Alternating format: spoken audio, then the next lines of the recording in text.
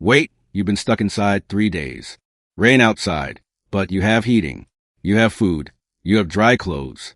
And still, you're miserable about it. Now imagine removing every single comfort.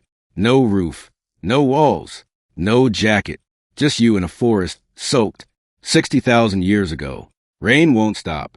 Cold enough to kill day after day. How did anyone survive that? For weeks. Rain doesn't drown most people first. The real killer is simple heat loss.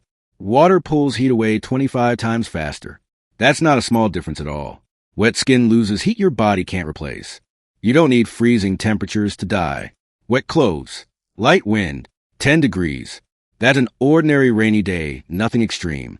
Ancient humans learned this the hard way, not from books, from watching people die. Fire and rain are natural enemies. Wet would simply will not ignite. A dead fire meant a death sentence. So ancient humans changed their whole approach. Fire wasn't something you made when needed. Fire was something you never let die. Embers wrapped in slow-burning moss and bark, carried for hours while the group traveled. Someone's entire job was protecting that flame, not hunting, not gathering, just guarding fire. Ancient humans weren't just cave dwellers. Most built their own actual shelters. Branches angled carefully to shed water, leaves layered like simple overlapping shingles. Same idea as a modern roof. No engineering degree, just careful observation.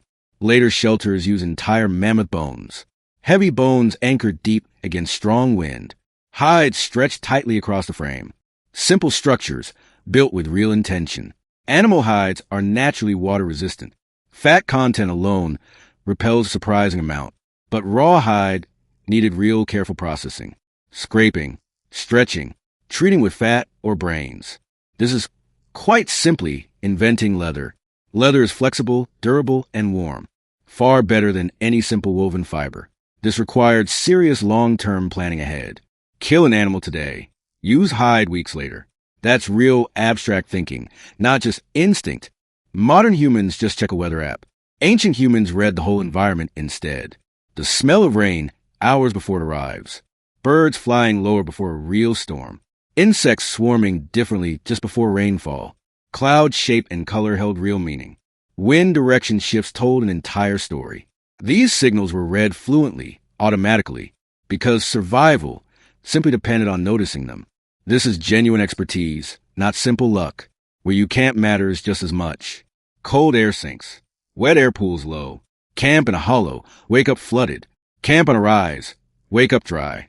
South-facing slopes dry faster after rain. Dense tree canopy blocks a surprising amount. Certain rock overhangs offered natural, ready shelter. Groups returned to the same good spots. Season after season, generation after generation. Good ground was knowledge worth remembering forever. Ancient bodies also adapted to constant cold. Cold water usually triggers a sharp shock. Rapid breathing. Real cardiovascular stress. Real danger. But regular cold exposure reduces that shock. Bodies simply adapt, given enough repeated exposure. Ancient humans were cold and wet constantly. Their baseline response was calibrated by necessity, not tougher humans, simply better trained humans. Even fat and metabolism adjusted over generations. Bodies shaped by an unforgiving, constant environment. Surviving rain alone is genuinely difficult. Surviving rain as a group is manageable. Shared body heat is a real strategy. Sleeping close together, dense and pragmatic. Privacy was simply a warm weather luxury.